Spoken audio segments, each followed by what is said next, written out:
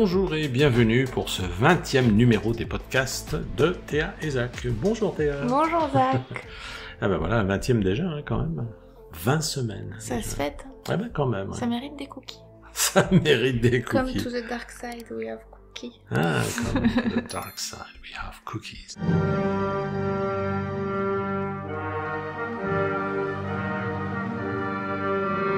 Oh, vous avez un meilleur accent anglais que moi. Non, mais je fais illusion merveilleusement.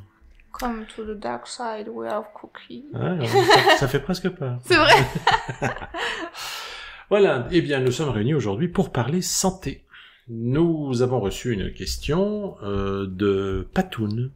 C'est mignon, Patoun. Oui, c'est mignon. Et Patoun qui nous pose cette question. Est-ce que la médecine du nouveau paradigme sera un retour à des anciennes méthodes ou tout à fait novatrices? Eh bien oui, absolument. Voilà. Ouais. Alors un peu les deux en fait. Les anciennes méthodes, ça dépend jusqu'à quel point vous parlez d'ancienneté. Si on parle des plantes, si on parle de la collaboration avec la nature, ça oui, ça va revenir naturellement avec les cycles de la nature, avec les saisons, avec tous les plantes. Il y a une intention sérieuse, extrêmement ferme, de remettre à l'honneur, quand je parle d'honneur, c'est avec un H majuscule, la science de l'herboristerie. Faire revenir sur le devant de la scène les herboristes qui ont été décimés commercialement, mais parfois physiquement aussi. Oui, c'est vrai. Par les laboratoires pharmaceutiques, bien évidemment. Alors qu'il y avait des gens extraordinaires. Ceci dit, ça revient quand même. Il y a une reprise en main quelque part. Ouais, c'est ça. Non, mais tous les ans, il y a, je crois, un colloque à Paris des herboristes. J'étais très étonné. Ouais. Donc il y a de l'espoir. Enfin, de toute façon, ils seront soutenus, mis sur le devant de la scène. Donc effectivement, c'est vrai que c'est vraiment intéressant ça. Oui, c'est vraiment intéressant. Et ensuite, il y aura des choses nouvelles, mais en un sens nouvelles, oui et non. Non, dans le sens où certaines technologies existent déjà, mais étaient réservées pour les grands de ce monde. Grands, on ne sait pas qui les a... L'élite, l'élite financière. Oui, voilà. Donc, par exemple, les questions de régénération, certaines méthodes de thérapie par la lumière, par les ondes, les ondes radioniquement biogènes. Enfin, il y a certaines méthodes qui existent déjà, qui sont très efficaces et que les gens ne connaissent pas. Donc ça, ce sera aussi remis sur le devant de la scène parce que ce sont des choses qui sont très simples et finalement qui ont été conservées par les élites au pouvoir. Voilà, c'est ça. Pour leur propre bénéfice. Donc ce sera rien de nouveau, mais pourtant, pour les gens, ce sera une révolution. Je précise que les caissons de régénération dont vous parlez sont d'ores et déjà produits sélectionnés et améliorés par l'Aprakandasenang. Depuis quelques années déjà, où je me souviens que toute une cargaison de nouveaux caissons avait été détruite par leurs soins, les autres étant obsolètes, ce qui avait considérablement nui aux puissants de ce monde à l'époque. Bon, là, à la limite, j'ouvre une petite parenthèse, le souvenir me revient, donc... je veux dire, c'est pas un espoir, et c'est pas de la science-fiction non plus. D'ailleurs, pour être sûr de décrédibiliser une technique ou une connaissance ou quelque chose, on le place dans un film de science-fiction. Comme ça, si on vient avec l'argument, n'importe qui vous répondra d'emblée. Regardez trop de films. Voilà. Mais en l'occurrence, non, ces questions ont une véritable existence et sont parfaitement fonctionnelles depuis longtemps. Après, en termes de santé, il faut aussi garder en tête qu'aujourd'hui, tout est fait pour être biocide. Les gens vivent dans des maisons cubiques, prennent des routes qui ont des rayonnements qui sont biocides. Enfin, tout est fait pour que les gens soient en mauvaise santé. Donc, au-delà de la médecine à proprement parler, il y aura aussi toute la vie des gens qui sera tournée autour de rayonnements biogènes, autour du fait qu'ils ne vivent pas dans des cadres stressants, qu'ils puissent être apaisés, qu'ils puissent être heureux, et tout ça, ça collabore effectivement à quand même garder la santé. Il y a aussi beaucoup d'enseignements qui vont être donnés. Si on parle par exemple du kombucha, comment se soigner naturellement, si on parle du charbon, si on parle de l'argile, si on parle de toutes ces petites choses. Le vinaigre, le bon vieux vinaigre de cidre, c'est un truc qui est connu depuis le Moyen-Âge. Il y a énormément de thérapeutique dégagée de l'utilisation de produits aussi simples, si ridiculement simples que, par exemple, le vinaigre de cidre. Donc oui, effectivement, tout ça, mais tout va être réenseigné, la phytothérapie, la lithothérapie, tout ce qui est thérapie dedans va être accessible pour les gens. Le but, c'est que les gens n'aient pas besoin d'aller, dès qu'ils ont le nez qui coule, d'aller voir le médecin, de prendre des antibiotiques, en sachant qu'antibiotiques, il faut quand même bien se mettre en tête que c'est qui détruit la vie, c'est pas logique. On est censé pouvoir se débrouiller sans détruire une partie de soi pour pouvoir aller mieux. En général, la nature faisant quand même relativement bien les choses, normalement, un être vivant, à quelque règne qu'il appartienne, d'autant plus un corps humain, est censé se réparer tout seul, c'est quand même dans ses fonctions propres, quoi. Une espèce vivante ne peut pas espérer subsister si elle est incapable de se réparer elle-même.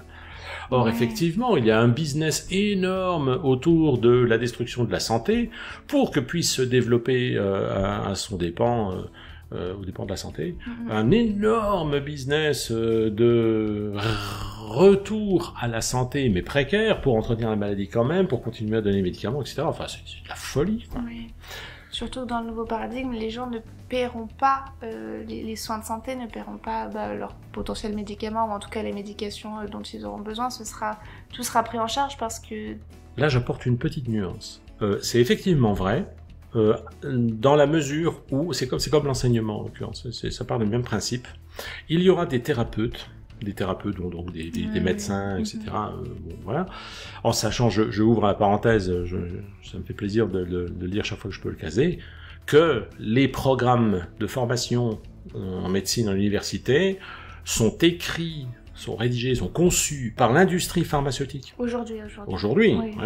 Bah oui, je parle d'université, en l'occurrence, c'est contemporain. Et par des médecins soit, mais payés par l'industrie pharmaceutique pour orienter l'esprit du futur médecin dans le sens de la prescription de médicaments.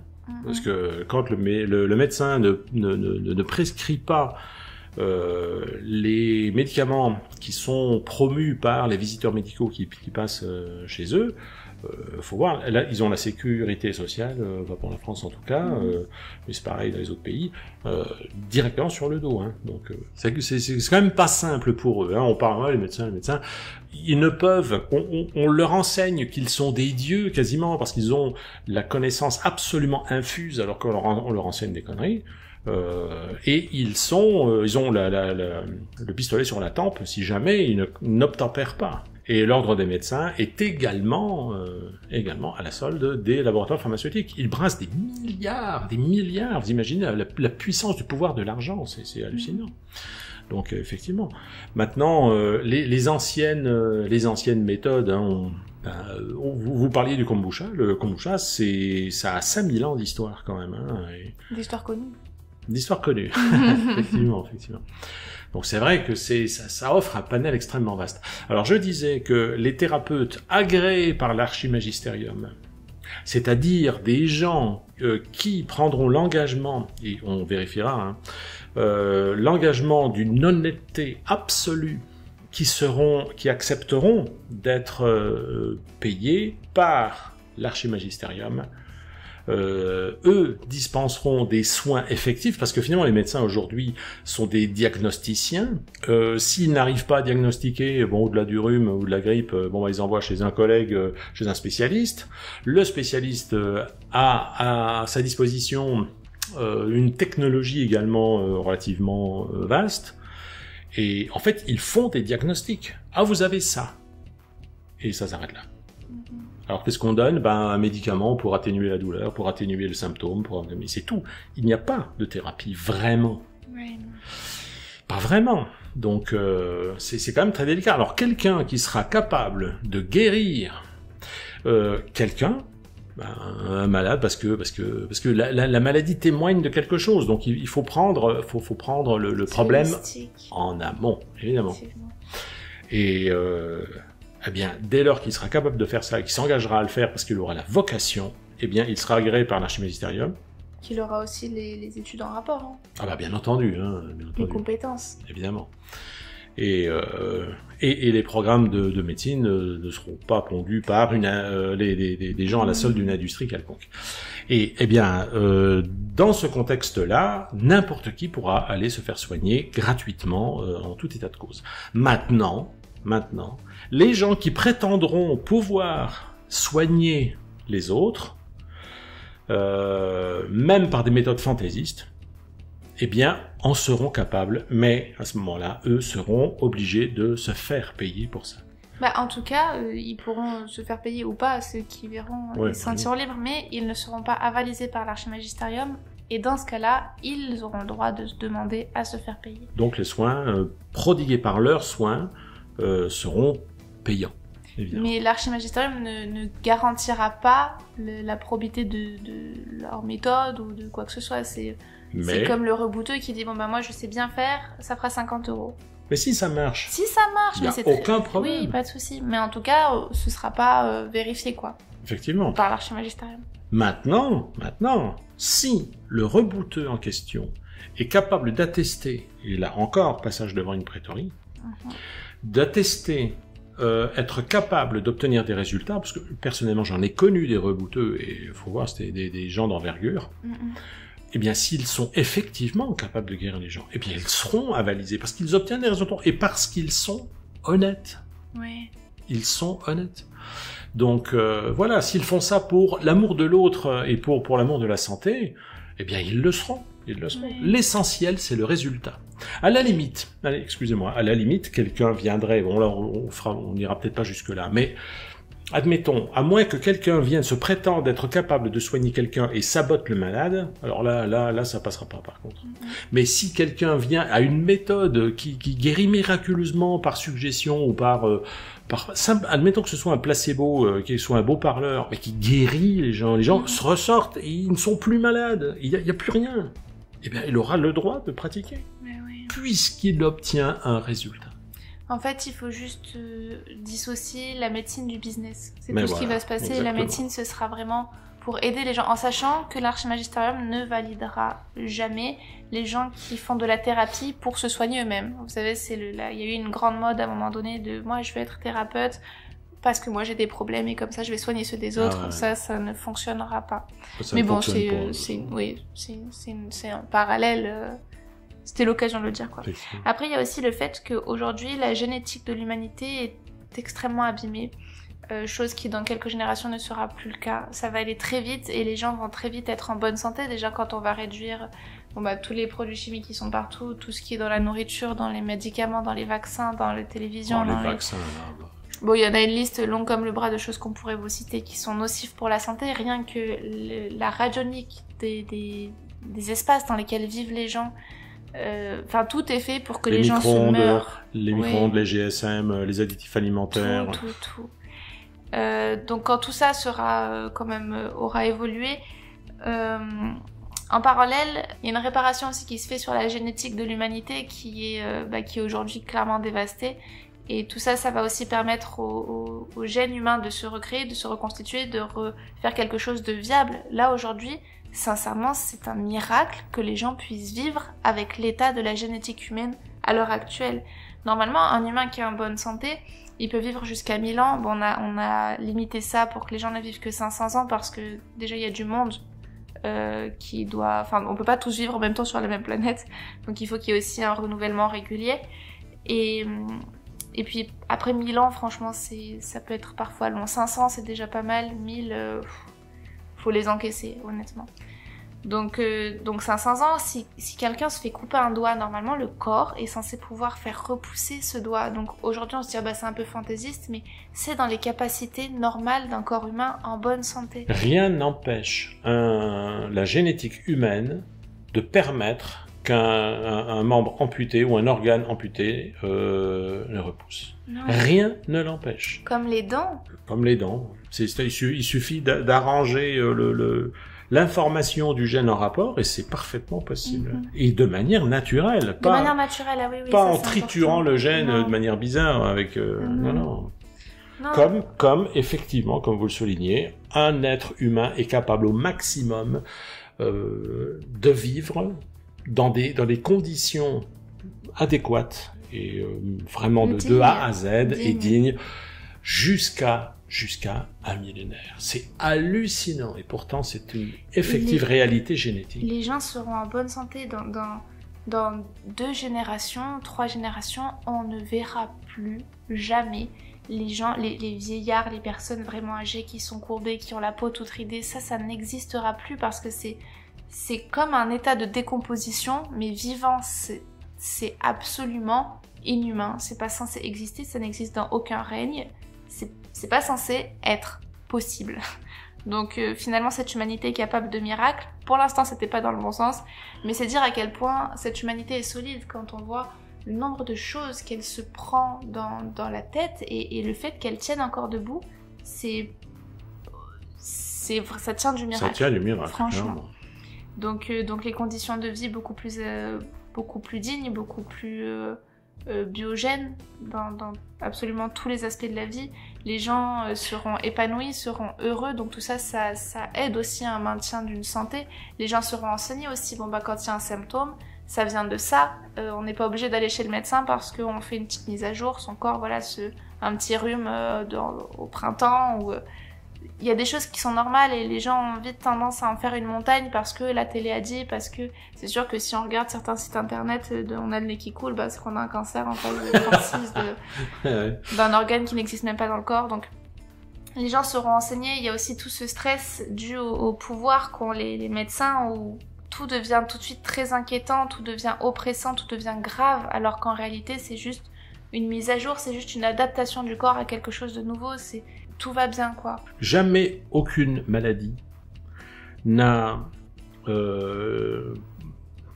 suscité autant de recherches que le cancer. Il n'y a jamais eu autant de solutions trouvées efficaces pour soigner le cancer. Tous ont été éliminés. Ouais. Savez-vous combien rapporte au laboratoire pharmaceutique une thérapie complète de chimiothérapie? Vous en avez une idée? Mais il me semble que c'était 100 000... 600 000 dollars américains. Ouais. Oui, ça fait...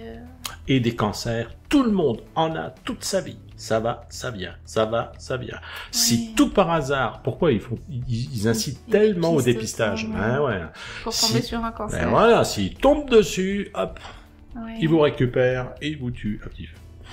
600, franchement, ça vaut le coup, tuer quelqu'un pour 600 000 dollars. Non, un cancer, c'est quelque chose qui est normal dans le processus de vie. C'est une adaptation du corps à quelque chose de nouveau, à une nouvelle phase de sa vie, à un nouveau cadre de vie, enfin quelque chose de nouveau. Et c'est une adaptation, voilà tout. Et rien qu'avec de la vitamine C, on peut soigner un cancer, avec du kombucha, avec simplement en s'adaptant à son nouveau mode de vie, en accompagnant le corps naturellement. Et un cancer, c'est pas un problème à partir du moment où c'est pas pris comme un problème. Il y a aussi ça qui est vraiment très important dans la nature humaine, c'est l'aspect psychologique. Si on se focalise sur le fait qu'on va mourir, il y a pas de problème, on meurt.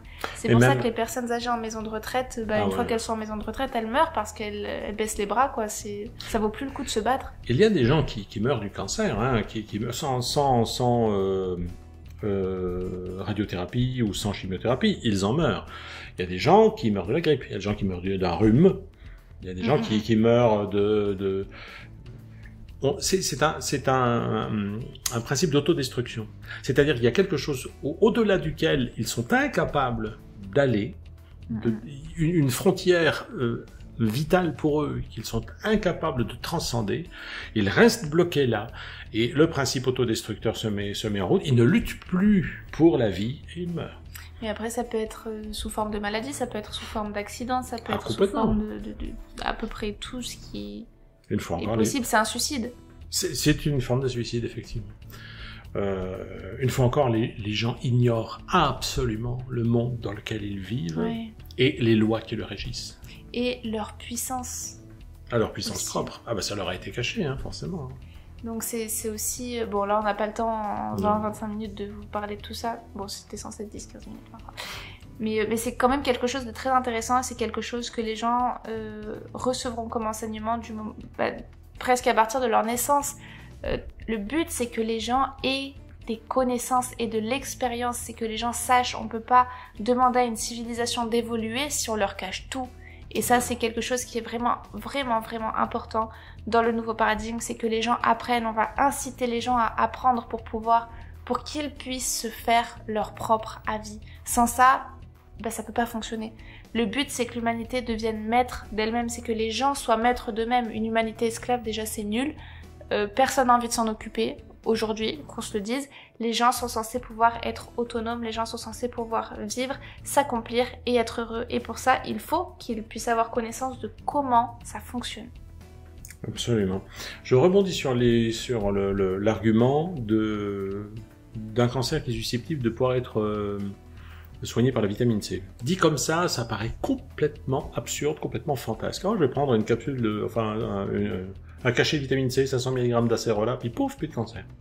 Évidemment, ça ne se passe pas comme ça, mais c'est une véritable thérapie qui est pratiquée par un seul et unique laboratoire en Allemagne, un laboratoire, une clinique privée. Le soin, évidemment, coûte une fortune, mais les gens qui vont... alors, c'est à coup d'injection...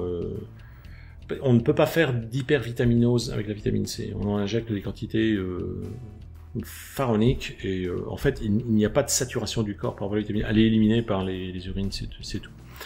Mais ça dissout quasiment toute trace de cancer. Les gens qui entrent pour ça, il n'y en a pas un seul qui y reste. Ils ressortent tous en vie et guéris. Bah oui. Donc voilà. Je sens déjà, enfin quand je vous entends parler, je sens le réactif des gens. Je veux tuer le cancer avec la vitamine C, pourquoi pas à bras amputés avec du paracétamol. Mais si les gens y croyaient, ce serait possible. Mais ce serait, mais complètement, ce serait possible, effectivement. Et une fois encore, rien ne s'oppose à ce que la génétique humaine permette qu'un membre amputé repousse. C'est aussi dingue que ça puisse paraître. L'esprit fonctionne en termes de probabilité. On l'a jamais vu, ça n'existe pas. Point barre. Mais le film Lucie de Luc Besson, parle du fait qu'on a déjà parlé de Lucie. Oui, c'est qu'on utilise, je sais pas s'ils disent 1% ou 10% dans le 10%. Qu'est-ce qu'on fait des 90 autres %? Les gens pensent que on n'utilise que 10%, c'est dommage. Hein. Mais utilisez les autres 90%, vous êtes censés pouvoir faire ça. Oui. Et on veut vraiment, c'est le but d'une nouvelle vie, d'un nouveau paradigme, de tout ce qui peut être nouveau, que les gens puissent concevoir ou non, c'est que les gens puissent se servir de ces fichus 90% dont ils ont la capacité mais qu'ils ignorent. C'est ça. Donc ça va s'apprendre, en quelques générations ce sera vite là, cela étant, mais il faut que les gens réapprennent. Et voilà. Voilà. Voilà tout. Tout simplement. C'est vrai que le défaut de connaissance est dramatique. Ouais. Est absolument dramatique. Bon, cela étant, qu'on se le dise, si c'est nécessaire, ça le sera certainement au départ, mais si c'est nécessaire, l'archimagistérium dépensera des milliards et des milliards, si c'est nécessaire, pour relever cette situation et permettre à chacun d'obtenir sa liberté, fondée essentiellement sur l'enseignement, sur la connaissance des principes qui régissent la vie, ce qui leur est absolument quasiment interdit, et quiconque s'y essaie se fait ridiculiser sous prétexte de secte, complotisme, enfin peu importe les étiquettes qu'on peut coller sur les gens. Donc ça ce sera définitivement enrayé. Alors après, les gens ils croient ou pas, ça leur fait plaisir, peu importe, mais enfin, l'enseignement sera là et chacun le mettant à profit, l'expérimentant, sera capable de pouvoir constater lui-même les bienfaits de la méthode. Quelqu'un soit. Facile. Facile et fascinant également. Et bien sûr, ces bonnes paroles. À la semaine prochaine, Jacques. À la semaine prochaine. N'oubliez pas de vous connecter ou créer un compte sur le forum des arcalchimistes pour discuter de ces questions si elles vous intéressent, et si vous avez des sujets à nous proposer, eh bien de même, n'hésitez pas à nous les faire parvenir. Le lien est en description. Nous vous souhaitons une excellente semaine. Profitez du temps qu'il vous reste dans ce monde pourri, parce qu'après, ce sera mieux. Ce sera foutu pour vous, vous serez obligés d'être heureux. Voilà. Ceci étant, portez-vous bien, on vous retrouve la semaine prochaine. Au revoir Théa. Bye bye. Allez, bye bye. Prenez soin de vous.